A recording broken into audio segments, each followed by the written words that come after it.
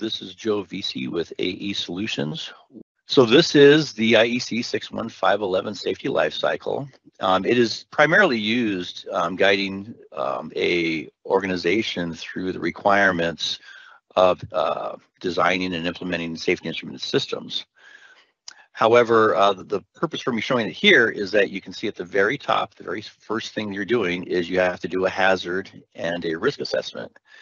And while the standard kind of speaks to this as one item, it's actually two separate things.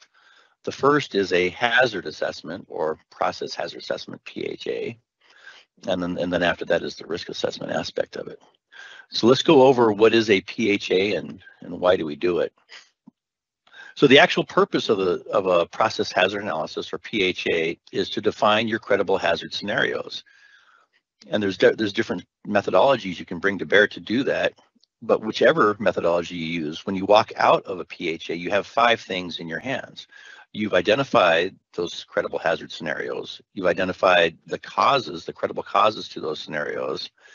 You've identified the consequences, and you have ranked the severity of those consequences.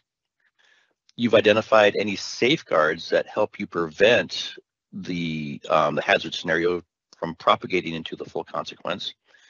And then also you've identified several PHA recommendations.